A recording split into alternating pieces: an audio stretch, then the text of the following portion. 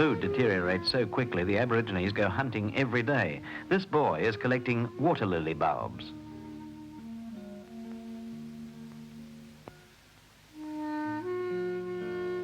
Quite unworried by the crocodiles, he gropes in the mud for the bulbs.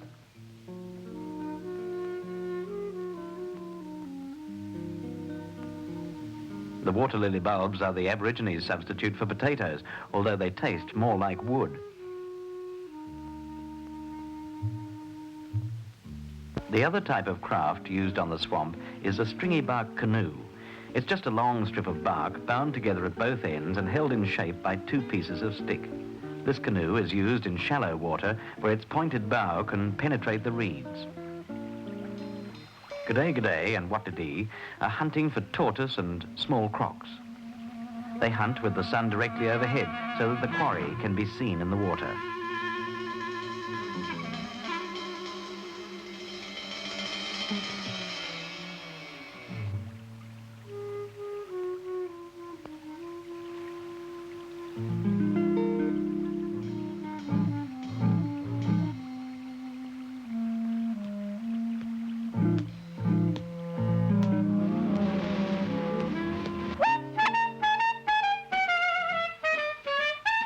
The canoe looks so easy to handle, I just have to have a go.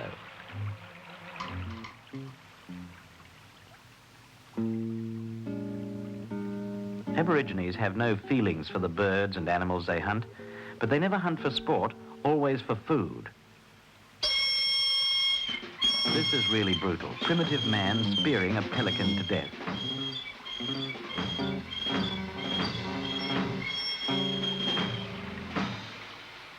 Cruel, you say? Well, this is how man survives in the bush. The pelican is food. The man must feed his family.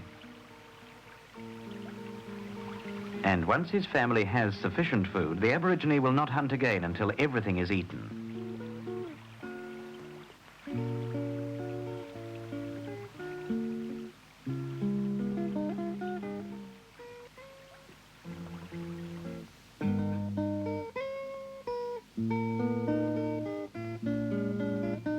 On the main billabong, pelicans rest. But all's not well. Something has disturbed them. It's a crocodile.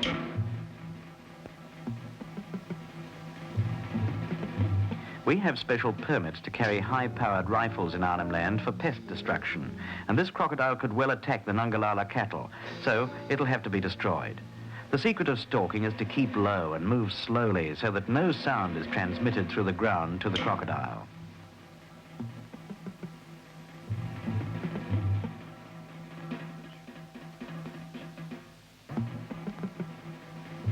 Dave can't see the croc, so I creep in behind a cabbage tree palm and give him signals. The croc is shot. Now it's a race against time. I hop into my speedboat and roar into the water.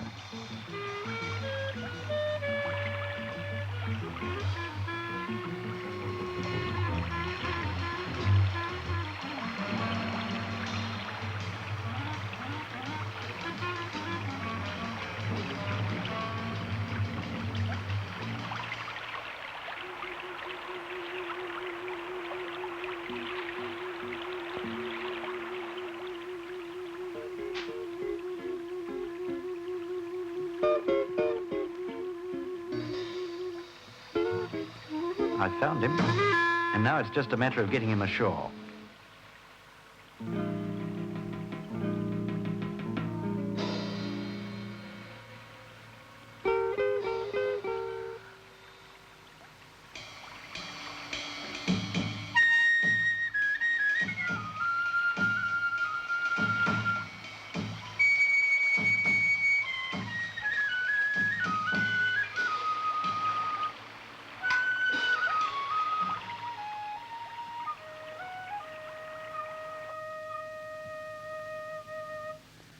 Dave has one last look at this forgotten land. For now, we must return to our boat and continue our travels. After the long walk back to the river, our luck runs out. There's no water, and our boat's stuck fast in the mud. We came up the river on the high spring tide, but with the neap tide, the water just won't come this far. We wait for 24 hours, hoping, then decide to push the boat with its 800-pound load back towards the sea. The heat is intense, and this is truly a stinking job.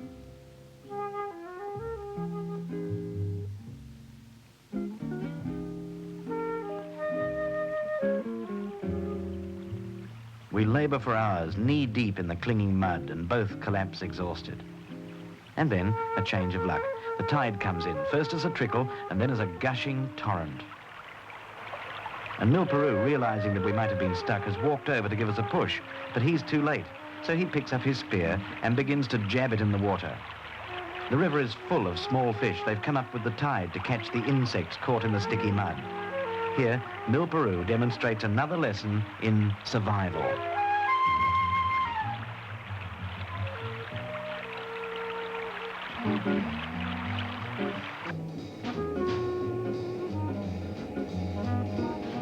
Now the long trip back to Nungalala. From Milingimbi, we'll fly to Elcho Island, where we'll take a fishing boat to the Wessel Islands, where we'll be shown a cave with paintings, and then back to Elcho, and so by plane to Darwin.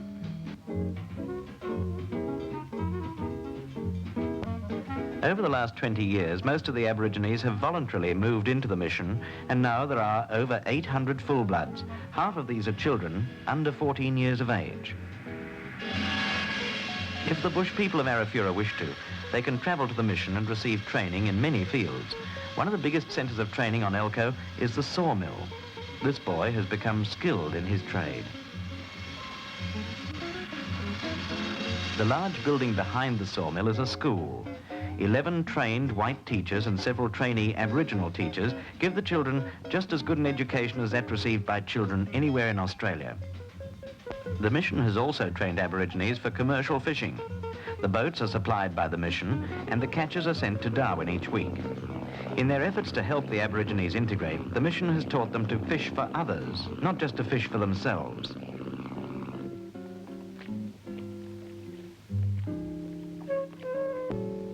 A fishing trip lasts up to a week.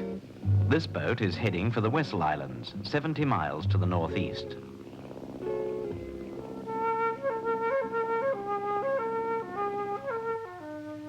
Remote, barren, but beautiful, with long, white, sandy beaches. The natives are keen to stop here so that they can hunt stingrays, one of their favorite foods. Spears are fixed to woomeras, and there's the quarry gliding across the sandy bottom. A spear is driven home, and the excitement begins.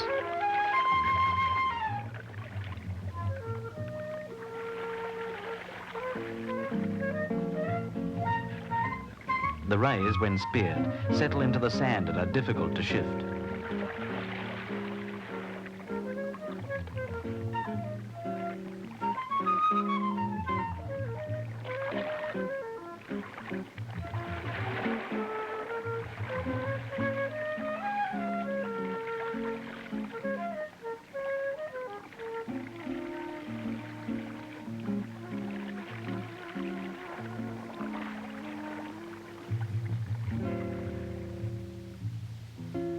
The boys make sure that they keep well clear of the long tail with its poisonous barb.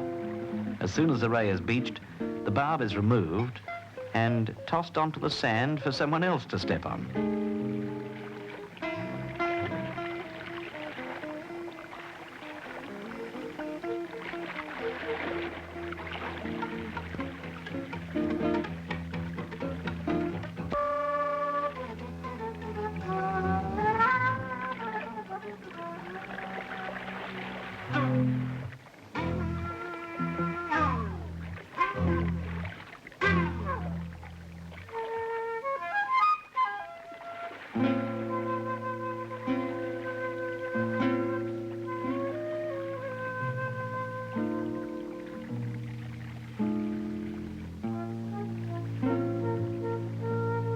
They're heavy too, and it's a long walk back to the boat.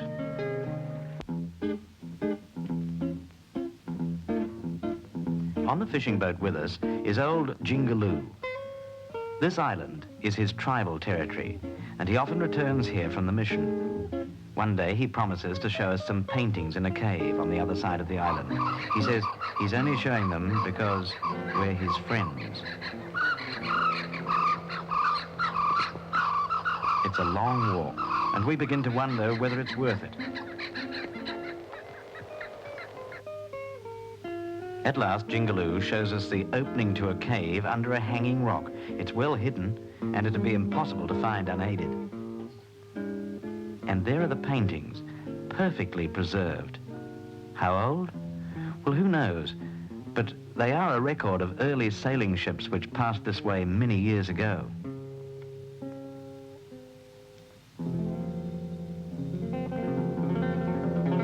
Were they traders or explorers? Whoever they were, they made quite an impact on the native artists of Wessel Islands. Jingaloo believes his grandfather painted most of these, and he takes great pride in methodically explaining the paintings to us in the same way that he would teach the young men of his tribe.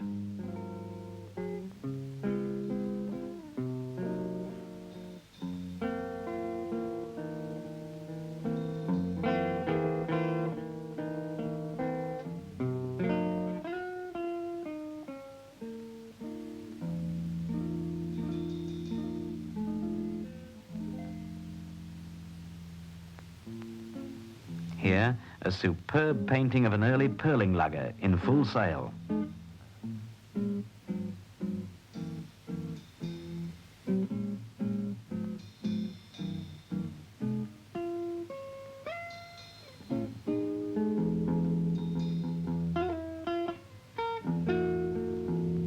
The boats are interesting, but how about the strange men in top hats, smoking pipes? Some have a diagonal cross painted in red ochre on their chests, which suggests to us some kind of uniform. You know, Matthew Flinders sailed this way in 1801. The animals are dingoes. But who were these men in top hats who came here many years ago? Dutch explorers, Japanese fishermen, police from Brisbane, or early pioneers? It's a strange unanswered question about Australia's early history.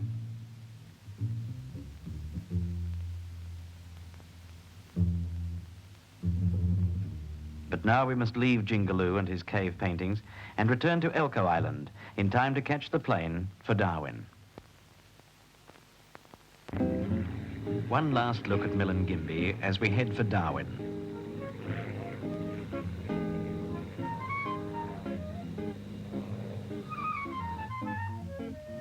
Darwin seems busy and unfriendly after the peace of the remote Arafura swamp. The famous Stuart Highway. It's tarred and sealed all the way 1,000 miles to Alice Springs.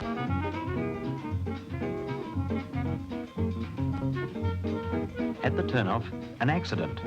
The truck taking stores to Borroloola has dropped its bundle.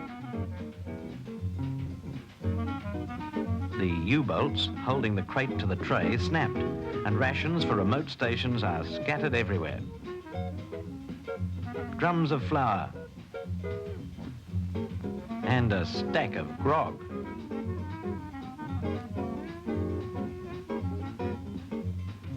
The road to Borroloola is fair, and our progress good.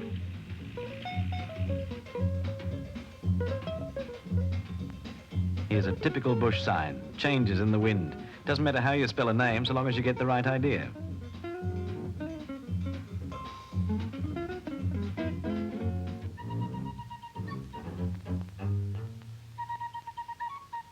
Two frill-necked lizards catch our attention.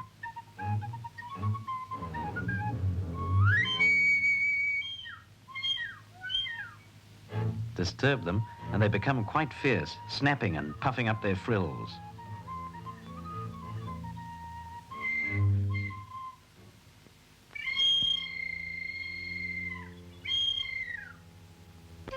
And so to the broken-down, forgotten town of Borroloola. The store, owned and operated by the Gulf Trading Company, supplies station properties for hundreds of miles around.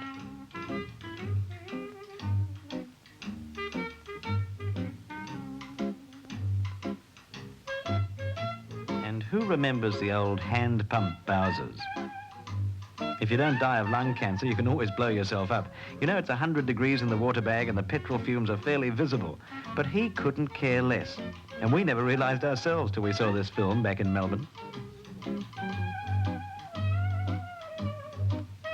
There's no other store for hundreds of miles, so we buy up for weeks ahead. It's shopping day in Borroloola. The girls from some distant station are having a day in town. They've come in to pick up the stores that we saw scattered on the road 240 miles back. East of Borroloola, along the Gulf of Carpentaria, we're in some of the most isolated country in the whole of Australia. There are few roads, no amenities, and very little communication. The outback stations in the dead heart with their two-way radios and airstrips are civilised compared with this. At this stage, we're running out of money, so we decide to head for the coast, where there's a good chance that we'll shoot enough crocodiles to pay for the rest of the trip.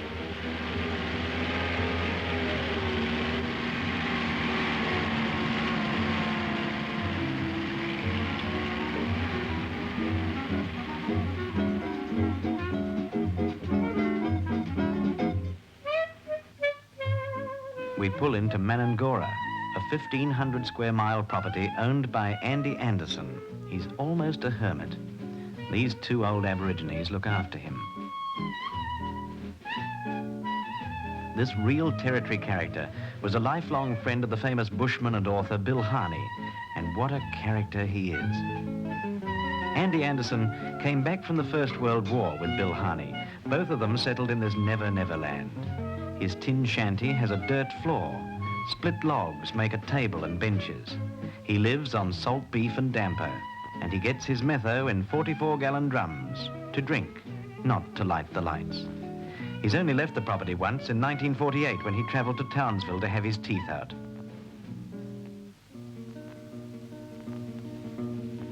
Andy Anderson directs us to what he calls an ideal camp. But the humid weather, the stinking mud, the sandflies and mosquitoes make it hell.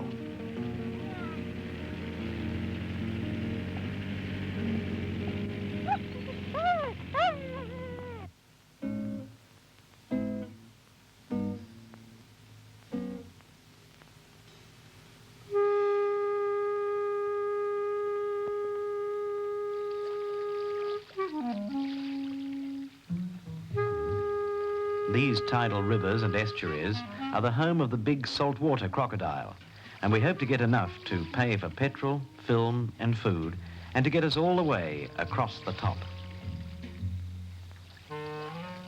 The first night we set a line baited with barramundi, and this is what we catch. It's an 11-foot hammerhead shark, so heavy that we have to use the winch on the Land Rover to drag it from the water.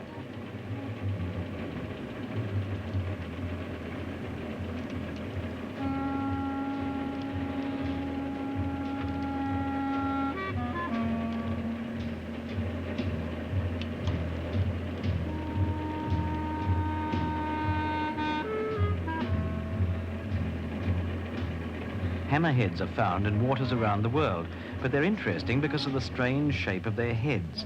This shape allows the fish to swim with a minimum of movement. The streamlining is almost perfect, and with eyes mounted in the extremities of his hammerhead, the shark has nearly all-round vision.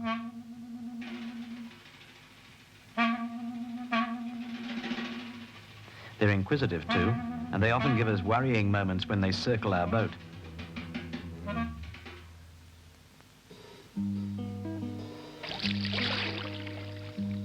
We're after a feed of fish, so we swim our gill net across the nearby tidal river, and as we pull it in, we find it's been completely wrecked.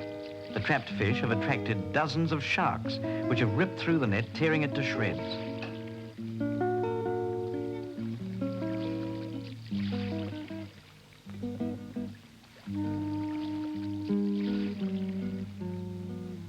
All that's left is a barramundi, cleanly bitten in two.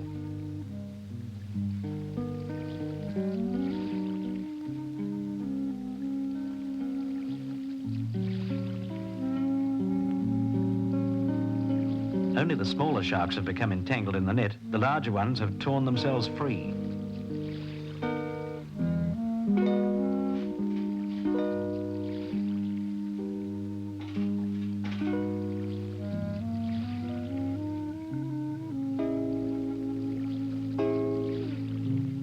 Look at them. Bronze whalers and blue pointers. We're going to have to watch our step in this water. Disgusted, we leave the sharks and the net to rot.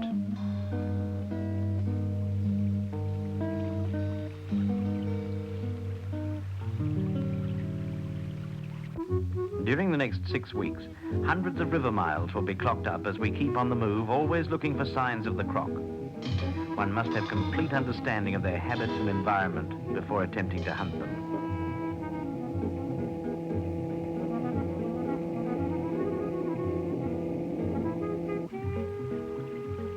Huge crocodiles often lie in the sun at the water's edge, and only the slightest hint of danger, and they disappear under the muddy water.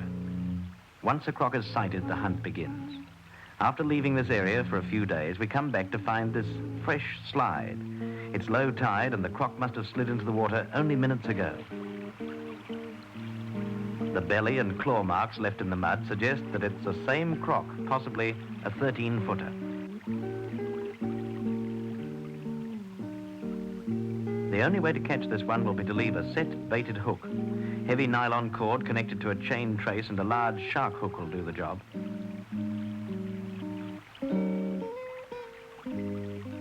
The hook is baited with a piece of rotten crocodile tail, and it's hung just above high water mark.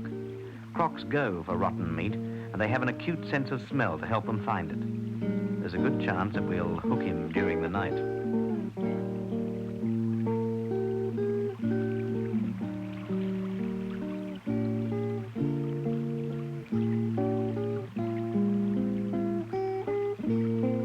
Early next day, we find that we've been successful.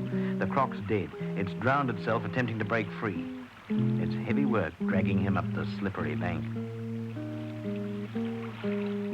The dogs try to help, but only make matters worse.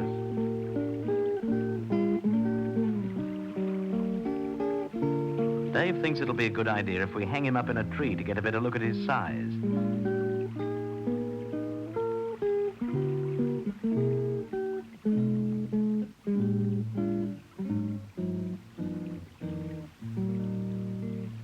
So, for 3 hours solid, we struggle to get that carcass up above the ground. We even tie up some of the trees when they sag down on us with the colossal weight.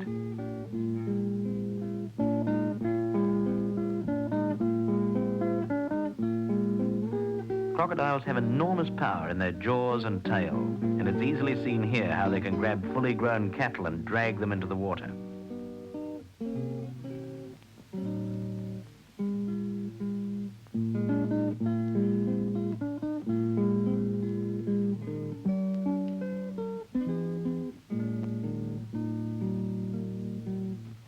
This crocodile will take 2 hours to skin, and then the skin will be salted down and packed in the boat until we return to base camp.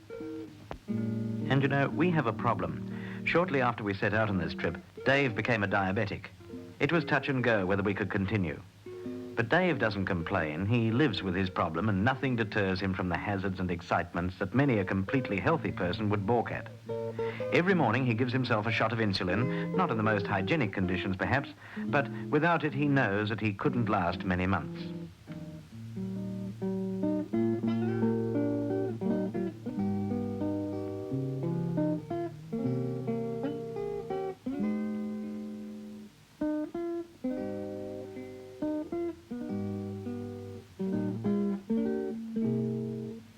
While Dave's having his insulin, I'm getting breakfast. So far, one small croc. And there's a snake. I attempt to grab it, but it strikes and bites my hand.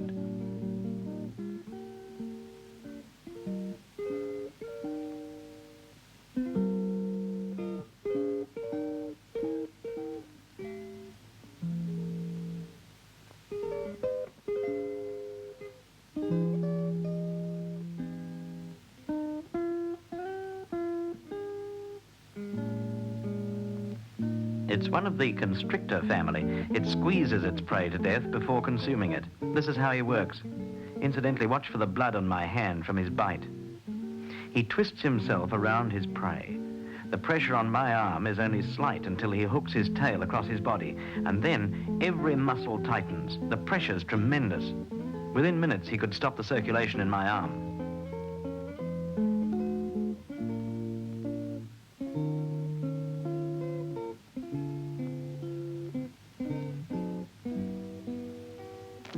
The snake, minus its head, hits the coals, along with 2 small crocs.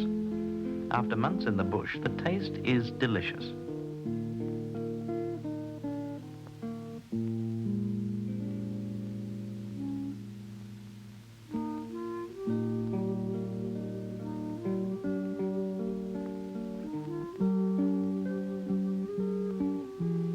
A few fresh leaves on the ground keep the roast clean.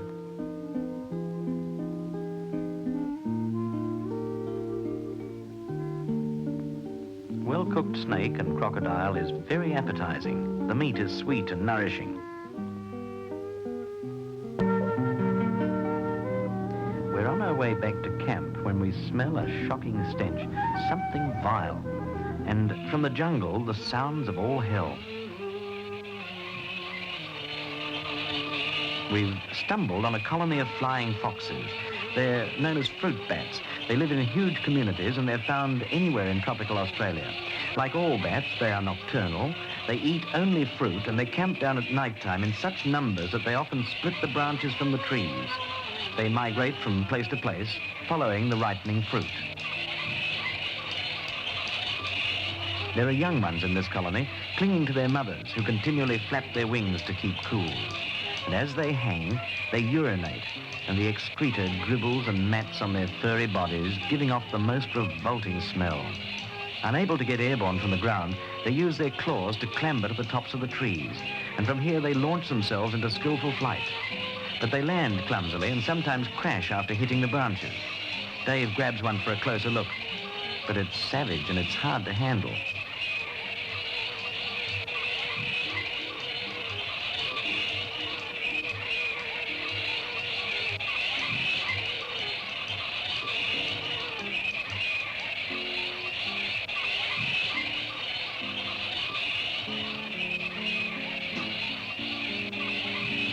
Dave lets it go in a small clearing, and stumbling awkwardly across the ground, it heads for the nearest tree, sinking its long, sharp claws into the bark to climb to safety. See the youngster still clinging to its mother?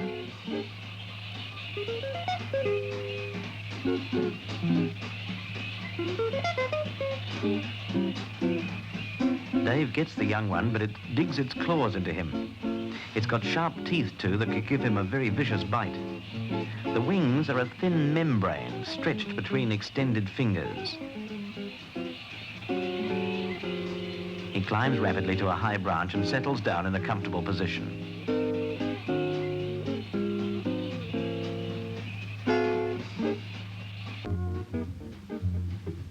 From here we're travelling east across to Burketown, Normanton and Cairns, and then, to satisfy our own ambition, up the Cape York Peninsula to the very tip of Australia.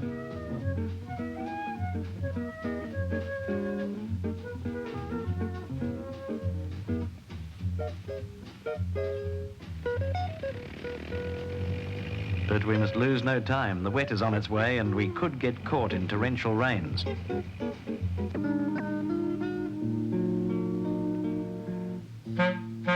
Just our luck.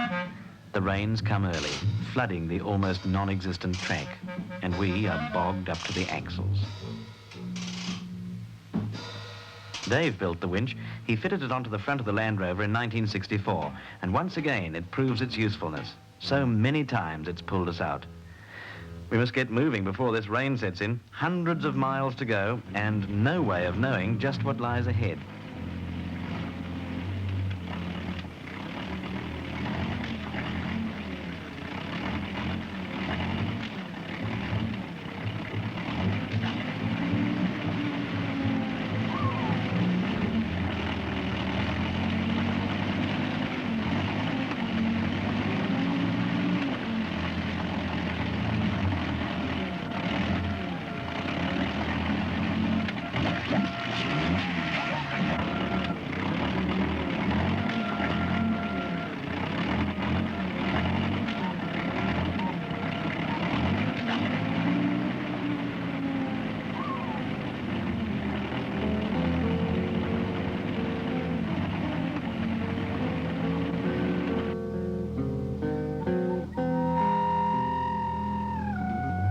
With the cable wrapped around the trees, the winch worked so well we almost overturned. We persevere and eventually get going again.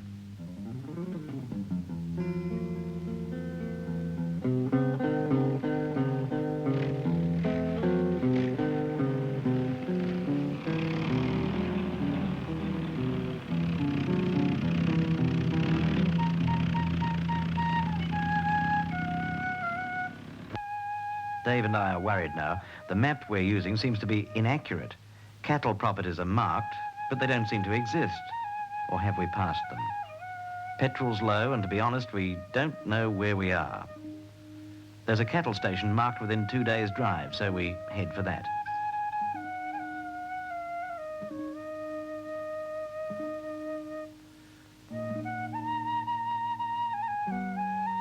Situated on a beautiful lagoon, abandoned, is the homestead that was going to supply us with so much information.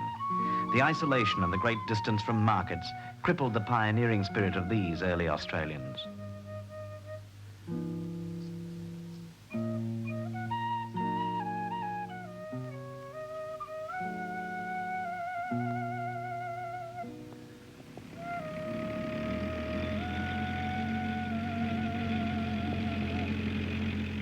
We move on, hoping for contact with someone, anyone. We don't know whether we're in Queensland or the Territory.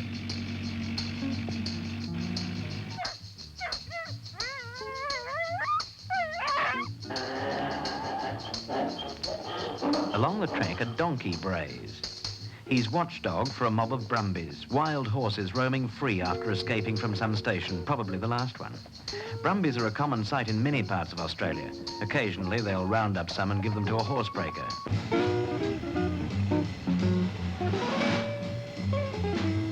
For the moment, the rain has gone. The country is arid. We heard later that 10 days after we passed Burketown, torrential rains isolated the town completely. Burketown, did I say?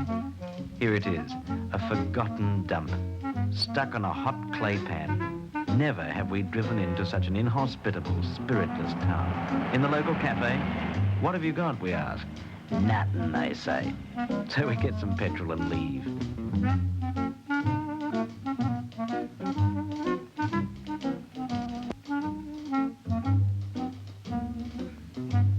Here's Normanton. It's bigger than Burketown. And look at that dog. He didn't come down in the last shower. See how he keeps cooler in the shadow of his friend?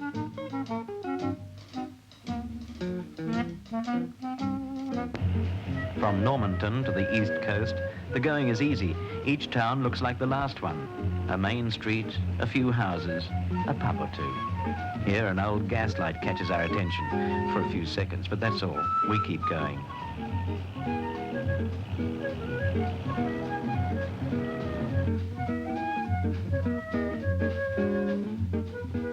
At last, the green of the sugarcane and the blue of the Pacific. And what a marvelous sight after miles of dust. But the journey must go on. The rain is threatening, and it's a long, hazardous trip up the Cape York Peninsula.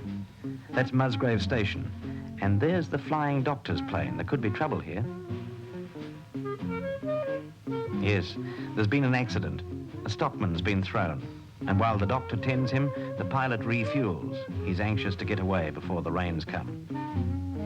These are real stockmen, the real Australian cattlemen. They work vast areas of cattle country in a land so remote they don't even look upon themselves as Queenslanders.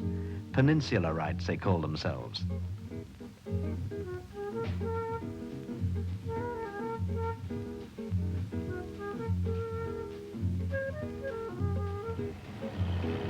There's a note of urgency in our travelling now. We've got to get going. The wet has well and truly started, and the tracks are packing up.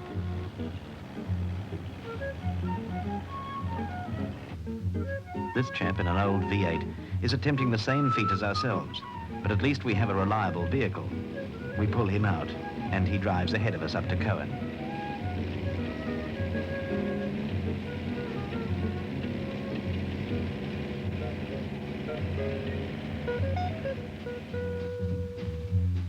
The old mining town of Cohen, 200 miles north of Cooktown, is the last settlement on the peninsula. It's a small service centre and appears to support more cattle than people. The grassy patches in the main street give some idea of how many vehicles pass through this way. It's our last chance to buy petrol and supplies, and from here to the top of Australia, we're on our own.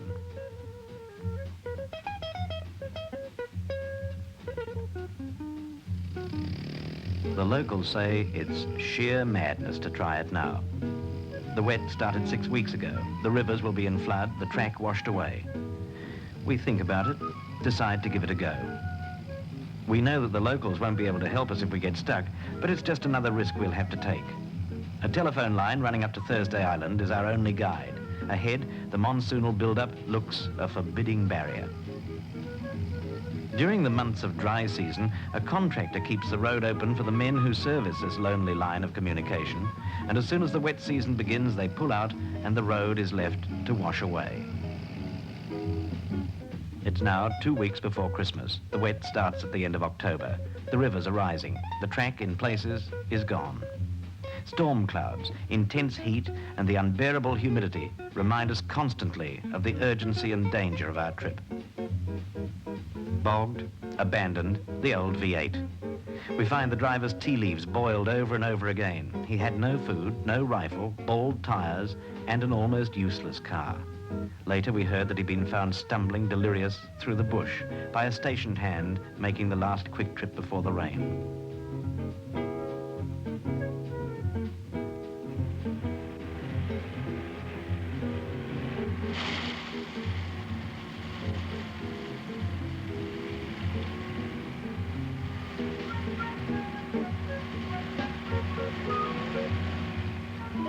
Miles north of Cohen, to our amazement, we come across a man with a huge truck hopelessly bogged. He is Col Owers, the private contractor from Cairns who keeps the track open for the PMG. He's left it a bit late getting out, and the road has collapsed under the heavy vehicle. We spend 2 precious days sweating and swearing until we drag that truck clean out of the mud. The 5-ton four-wheel drive vehicle is bogged deeper than the axles. The truck's own winch is broken, so Col attaches a come-along tree puller to it, plus the winch on his Land Rover and the winch on ours. Oh, it's a terrible job. The first day, we make no impression at all.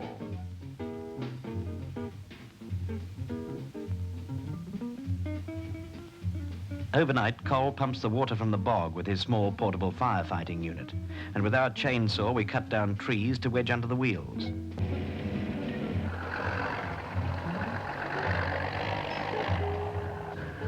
And you'd think we weren't pleased to see this sight.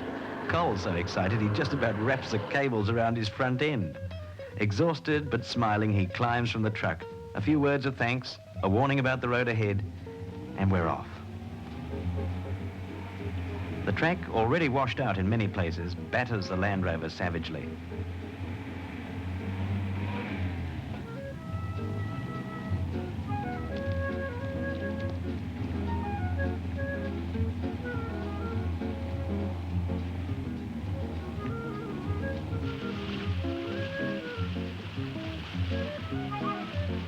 The rains come down, the rivers rise, and still we press on. In the last 120 miles, we crossed 93 rivers and streams.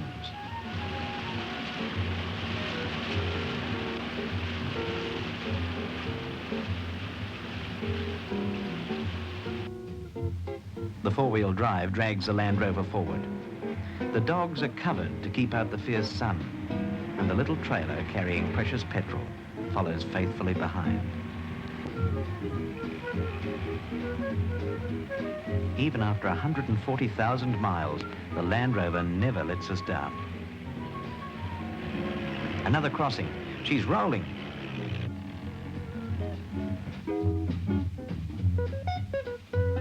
This is a terrible situation. We could be stuck in a river that may rise 20 feet any hour. Axles, bearings, springs could easily be broken beyond repair.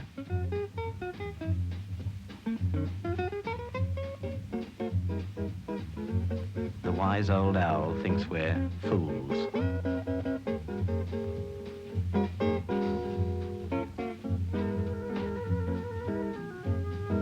Dave studies the situation. Yes, it's bad. How are we going to get out of this one?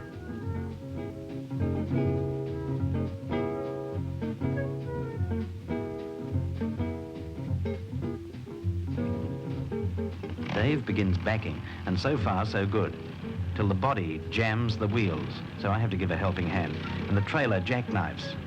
But at least the vehicle seems all right. Good.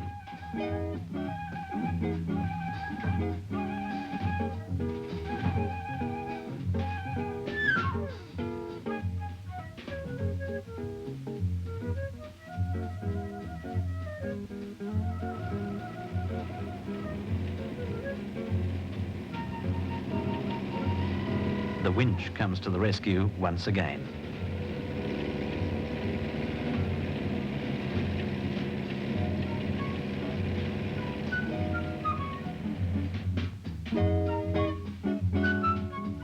Ever had the feeling of being watched by a slice of Queensland pineapple?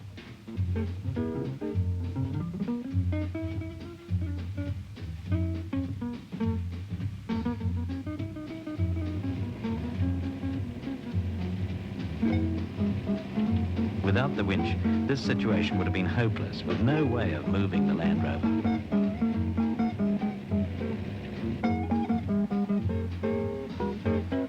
A hurried conference, and Dave and I decide that the boat must go. There's too much weight riding on the top, and the Land Rover's rolling crazily. We'll pick up the boat later, if we make it back. Suva is dying. After travelling with us for 3.5 years, he's not going to make it back to Melbourne. He is to die at the top of Australia of a fatal heartworm disease transmitted by mosquitoes. The last major crossing is reached. This is the Jardine River, only 20 miles from the tip of Cape York Peninsula. This wide, fast-flowing stream has had us worried now for weeks. In Cohen, the locals told us that even if we did reach the Jardine, it would be far too deep to cross at this time of year. And it does look grim. Wet season clouds threaten. Any hour from now, the river could rise 10 or 20 feet. If we do get across, it could rise behind us and trap the Land Rover at the top for 6 months. We decide to wait overnight and watch the river carefully. A marker is fixed in the water and the river levels are noted.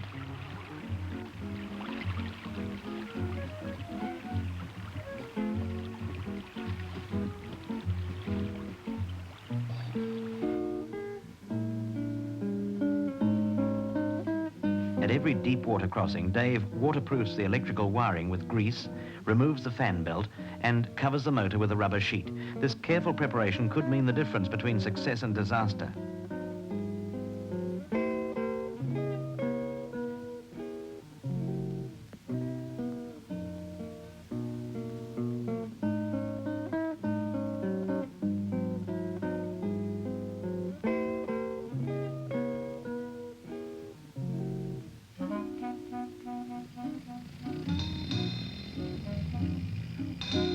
Next morning, we're very relieved to note very little difference in the water level, and the crossing of the last barrier to the top begins.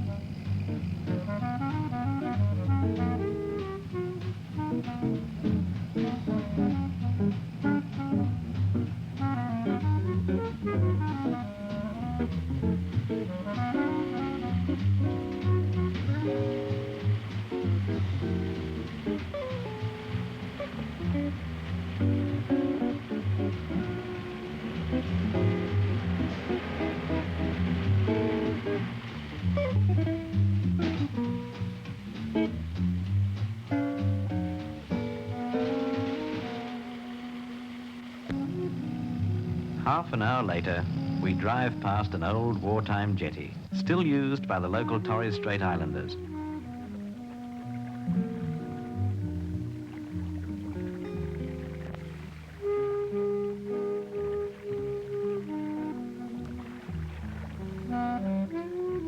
After travelling together for nearly 4 years, we stand together at the top of Australia, looking out towards the Torres Strait Islands, realising that this is the end.